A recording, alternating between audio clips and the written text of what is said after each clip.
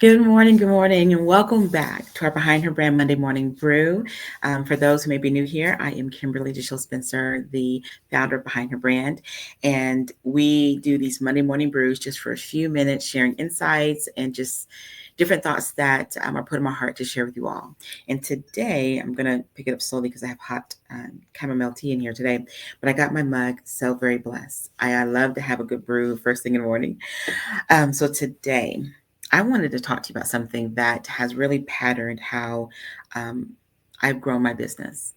And it started when I was 19 years old. I've always been very blessed with incredible mentors, people that just poured such great wisdom into me. So when I was 19 and I was like fresh into really starting my agency and things of that nature, I had a very seasoned mentor come and he sat with me and he said, I want to mentor you for the next few months and I want to help you as a young woman develop different disciplines that will allow you to literally not just be a good business owner, but be one that really and truly can bless your life in different facets. And what he shared with me was this, and I wanted to pass this along to you because I just thought it was so incredibly powerful. He said, great things happen when you really master small disciplines. He says, what trips up so many business people and people just in period is they don't master the disciplines that will allow them to have a fruitful life. And so I asked him, what do you mean by that? And so he gave me a couple of disciplines that I wanted to share with you. And these are disciplines that I have literally focused on since the day that I said I was going to be a business owner. The first one is mastering sight. And for me, when he shared that with me at that time, it was a different meaning, if you will. But over the years, what I have learned is being comfortable with what it is that I'm seeing and not try to excuse it away. So often, and I feel all of us would agree, we always want peace, we want to have good relationships and things of that nature. But sometimes in business, there's things that we see that we should not ignore. It may be personality, it may be a circumstance, it may be something that God is allowing you to see with new, fresh eyes. And instead of excusing that away or putting that away or saying, you know what, no, I don't want to focus on that. I want to focus on this here. We can lose sight of what we need to really see. And I have found that there's a prayer that I always pray, and I always ask the Lord to let me see people in my life for who they are. Allow me to see the things, God, that maybe they won't show me so that I know how to connect with them, how to build with them, and even what my role needs to be in our connection. And when I tell you that has been one of the most powerful prayers I've ever prayed, I've had people who genuinely care about me. I've had people who have said they cared about me, but I can see that they didn't.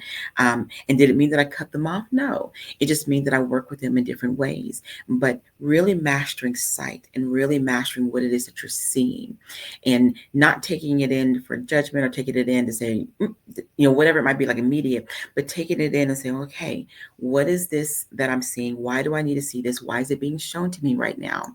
And really processing it, it allows you to be, in my opinion, a much more mindful business owner and just even communicator when you're dealing with people. The other discipline is my word. I believe wholeheartedly your word really is your bond. And this was brought up not too long ago. Christian and I went someplace and there's a lady that faithfully comes up to me and always telling me that she's going to do something or reach out to me or what have you. And she's been doing it for years and has never reached out. And every time she's like, oh, it's going to be this week. Oh, it's going to be that week. And I just say, okay. And a couple times I've said, you keep saying that, but you never have. And Christian said, well, what if she ever reaches out to you? Would you work with her? And I said, no. And he was like, why? I said, because her word consistently shows me that she's not honoring her word. And he was like, oh, and I said, you have to really be mindful of what you tell people. If you say you're going to show up at a certain time, show up. If you say, hey, I'm gonna make this arrangement with you, honor your word, honor your arrangement, honor your agreements. And one of the biggest things, obviously, in financials, your commitments to people. And I've seen this happen to too many people in relationships that they don't master the word even when life happens. For example, say you owe somebody some money. You made a payment plan and you did not, life is happening, you can't pay them. And instead of communicating that, honoring your word, you ghost them or you don't say anything, or you're kind of dodging them instead of saying, hey, look, right now this is what's happening. I know I said this, but here's something else that I would like to offer to be able to do instead. Or can I have an extension? The communication. Word means everything. And I know we all are seasoned businesswomen and we know this, but I find so often that some of the biggest breakdown in relationships and communications deal with our communications and the things that we say. And I try to be very mindful that if I tell someone I care about you, that it's just not words. It means that if I say I care about you, that means I'm going to ask how you're doing. I'm going to follow up. I'm going to check in. I'm going to see if you're okay. I'm going to see if you need support. To me, that's what care means from my words. If I tell you, hey, I love you, because I know that word gets thrown around a lot, I do not throw it around if I don't really feel like I love you. And for me, my word matters in that, because if I say I love you, it doesn't mean I love you just because you're nice and you're friendly and you're great. It means maybe you might hurt me. In all, no, I'm stumbling my words. Not to over explain that, but sometimes even in the best relationships, you may feel offended, or you may feel hurt, or you may feel something. If I genuinely care and say I love you, then I'm definitely going to walk that thing out with you. I take a good care of my words, because I know that I want people to trust that when Kim says this, she means this. If she says she's going to be there, she's going to be there. If she says she's going to pay this, she's going to pay that. If she says she's going to host this, she's going to host that. Your word is so important. And mastering that can shift so much in your business. And let me say this other caveat to that too, because I've seen this happen, sadly. There are times where people may come up to you to talk to you about somebody, and not in the right spirit, right?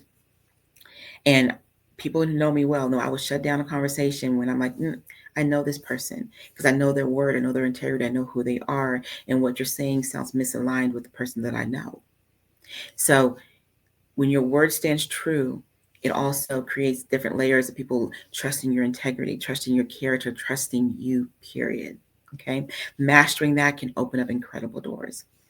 The other area is finances.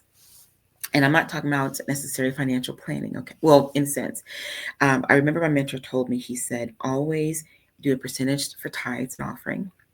Um, put a percentage to obviously your personal life, household bills, percentage to your business.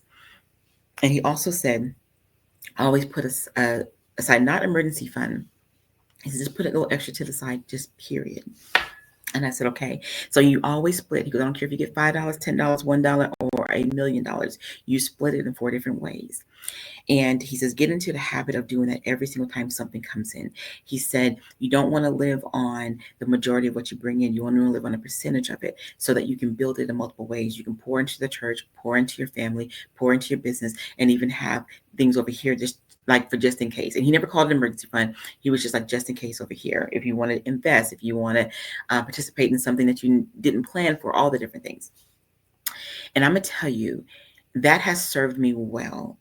Literally, that was advice given to me over 20 years ago, and it has served me well. When I think about the pandemic and everything that was happening and business shifting and all kind of things, I didn't have to let a single member of my team go. When I think about some of the struggles that we have been through the last couple of years, just with different things, from just personal stuff and health and all kind of things, and it challenged our money. I was able to pull from over here to make sure that we never missed a meal. I said we, but me and my husband never missed a meal. Our home was taken care of. Our kids were good. We were still able to live life. And it was because of the discipline of literally taking care of the very thing that God blesses you with. And in doing what he practiced and told me how to do, he even gave me the different percentages and everything, it has shifted so much in our life. And now I'm teaching that to my oldest, because he's working for me and he's also getting ready to work for someone else, and helping him make sure that he has layers in his income already at 16, because I want him to be a young man, future husband and father, who has good financial disciplines. And when Caden gets of age, I'm gonna do the same thing. And I can tell you, just as a business owner, mastering these different disciplines, from what you see, your word, and your financials, literally shifts so much in your life, because life will always keep lifing. But when you start making these things a fabric of your day, even if I get extra money in, it's immediately split 4 ways. No matter what comes in, I make sure that I do that. And it has served us so well. Now, even if these may not be your disciplines, maybe this is not your area that you're like, well, I'm good in that space. Think of the disciplines when it comes to being a business owner. Time. Well, this is already going almost 10 minutes. I didn't want to make it too long, but think about how you handle time with people, right? I already mentioned your word. Think about how you even handle the gift of what you have. And that is a discipline. How are you nurturing your gift? That is something that is so, so important. How often do you spend time creating, dreaming, building, and pouring into the very thing that you've been blessed with? How often do you make that a priority and not so much like, oh, I got to get to it, I got to get to it? No, this is a priority because the Bible says my gift will make room for me. These are the things that God has given to me so that my life, my family, and the people that I'm meant to serve will be blessed because I'm nurturing the thing that He's given me. So think about the different disciplines that you need to work on, that you need to focus on going into this next season, and ask yourself, what is my first step on mastering this discipline? Because I do believe great things are birthed when you really and truly master the small disciplines in your life. So I would love to hear from you any disciplines that you're like, man, I am great at this. Or maybe you have some different tips other than what I shared, and post below and share below so that we can glean from each other. But I'll end on this note. One of the reasons why I do the Monday Morning Brews is not to hear myself talk, obviously.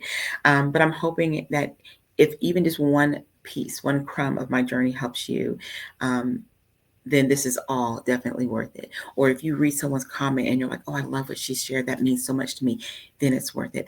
I want this to continue to be a community where we're sharing real things that we're learning and building, because I had 20 years to work on these different disciplines and I'm still working on them. And I'm working on some new ones as well. My discipline of even just being healthier, walking, actually, all the different things. But when you master disciplines in your life, you see the quality of your life shift, your quality of your relationship shift. You see just the quality of the connections around you just become better and better when you start mastering the different things that used to hang you up. Right? So I look forward to hearing from each of you below. And I hope that this week is one that's productive, fruitful, and with a sprinkle of a lot of fun. I always believe you should always have a little bit of fun throughout your day. So, anyways, I hope you guys have a great day and I will talk to you soon.